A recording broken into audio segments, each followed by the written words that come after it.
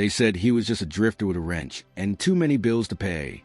But when Mason Carter rolled into Hollow Ridge with nothing but his daughter and a half-dead pickup truck, fate handed him a job that looked simple, fixing an old tractor, and turned it into something far bigger. Before we begin this journey of rust, roots, and redemption, go ahead and subscribe to True Soul Stories, because sometimes a busted engine is just the start of rebuilding everything that matters. Please consider subscribing. Now let's begin. The morning he arrived was soaked in gold. Early autumn light filtered through the trees like honey through cracked glass. Fields stretched in every direction, dust rising with every breeze. And somewhere in the distance, a rooster called out like it was trying to remember the old world. Mason didn't know this town, didn't know this farm. But when he stepped out of his truck and onto the gravel drive, something in his chest went still. Not the bad kind of still, the kind that feels like silence just before a song starts. His daughter, June, was still asleep in the front seat, curled up with a threadbare unicorn plush and a cereal bar wrapper stuck to her cheek. Mason didn't wake her. Instead, he pulled his cap down, grabbed his tools, and walked toward the old barn. The tractor was parked like a forgotten memory, its body rusted, wheels sunken slightly into the earth, and paint stripped away by time and storms. A green John Deere model, maybe 92, it looked tired, not just broken, tired. That's when he heard the boots. Slow, sure, like the earth knew her rhythm. A woman stepped out from the barn shadow. Tall, sharp eyes, denim shirt, work gloves, a face that looked like it didn't flinch anymore. Not at weather, not at men, not at time. She didn't smile. She nodded. He nodded back. She pointed to the tractor and said, "Think you can bring her back?" Mason knelt beside it, ran a hand over to Russ and replied, "Let's find out." Her name was Claire. No last name given. Mason didn't ask. Some people wear their history like armor. Others bury it deep under acres of land and years of silence. Claire was the latter. Each day, Mason worked in the golden light. June played near the barn, collecting wildflowers and pretending the chickens were dragons. Claire stayed close but quiet, often watching from the porch, sipping from a battered metal cup.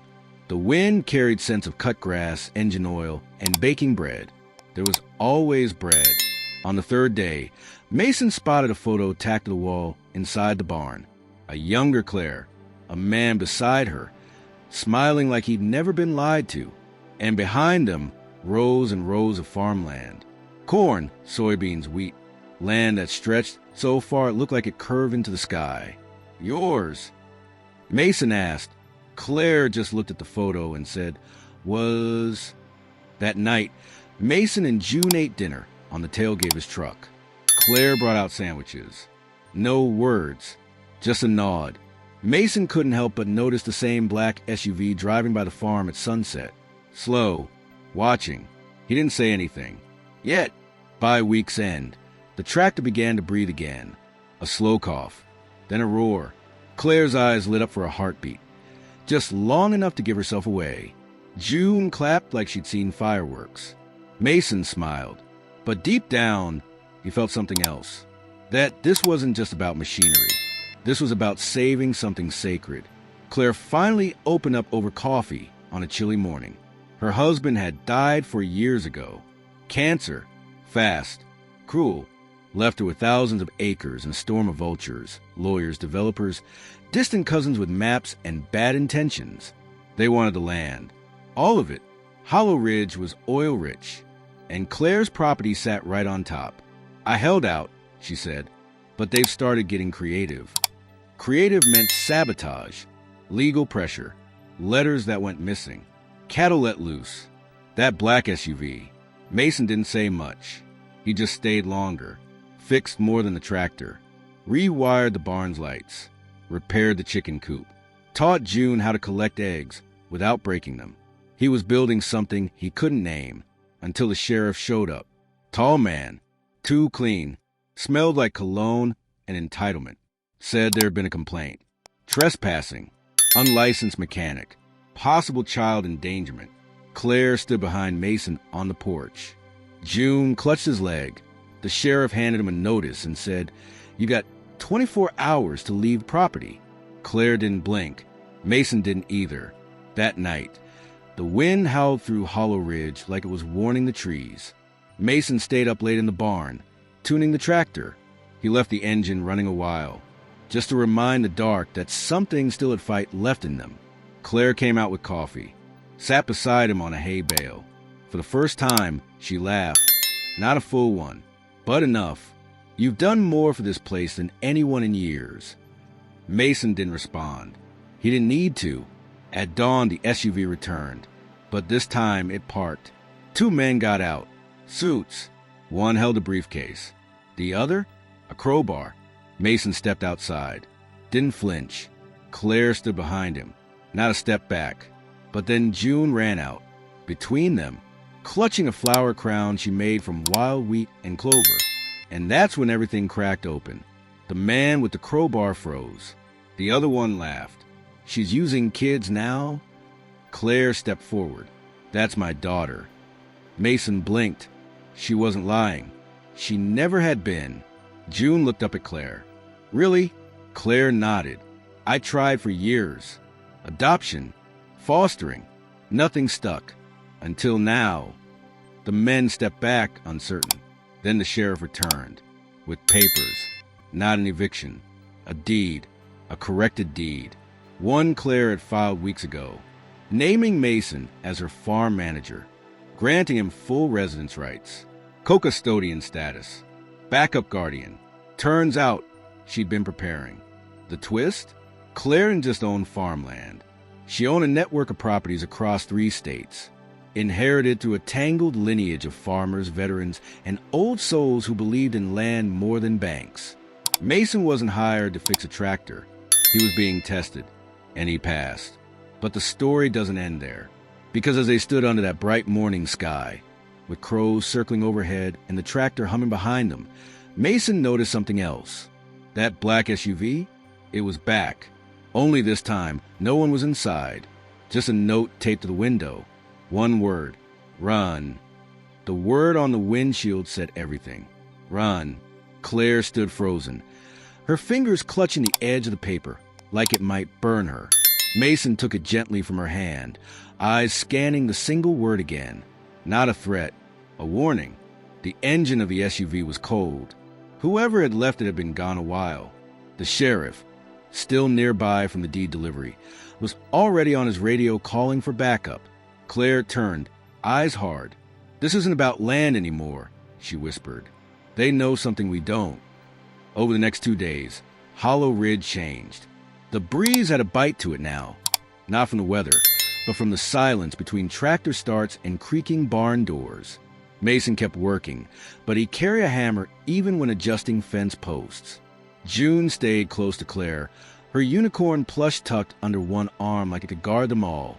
Claire unlocked a cabinet in the barn Mason hadn't noticed before. Inside were old ledgers, deeds, letters, maps, handwritten and dusty, some over 100 years old. "They're not after oil," she said, lantern flickering in her hand. "There's a shell company. They've been quietly buying land through this valley for a decade. Look." Her finger traced a map. A red X sat right over Hollow Ridge. That night, the lights went out. Not a storm, not a breaker. The power had been cut. Mason grabbed his flashlight, Claire her shotgun. The low sound of footsteps on gravel followed. When Mason stepped outside, he didn't find a man. He found a boy, mud-covered, maybe 17, shaking. He dropped the gas can at Mason's feet. "I was told to burn it down." Claire emerged behind Mason, silent and furious. The boy held his hands up. "I didn't do it. I couldn't. Just tell her the name Dixon means something, and tell her it's not over." He bolted before they could stop him. The sheriff said the name Dixon matched a family that once owned land overlapping Hollow Ridge. Long ago, a century back, the Dixons had vanished during a land feud, assumed dead in a fire that destroyed half the valley. But legend said one child survived. Claire stood in the barn all night, watching shadows crawl over the tractor like ghosts. That place didn't feel like a barn anymore. It felt like a vault of promises, some broken, some still breathing. At dawn, she told Mason the truth. Her great-grandfather had once promised the Dixons part of the land. It was never about oil. It was about honoring the forgotten. We were meant to share it, she said, not claim it all. And that boy, he was the last. The next day, June drew a picture, crayons on brown paper. 3 people, Claire, Mason, and June.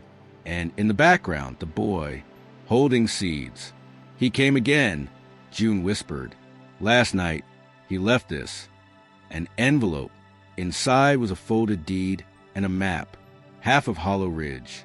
Signed over to the Dixon name, but with co-ownership listed. Claire's name right beside his. It was dated 2 weeks ago. He made the choice before any of this, Mason said. Claire's eyes filled. He was testing us too. That week, Mason rebuilt the fence. Claire rehung the nameplate on the tractor, redone in gold. June helped plant rows of sunflowers near the old tool shed, and the boy came back.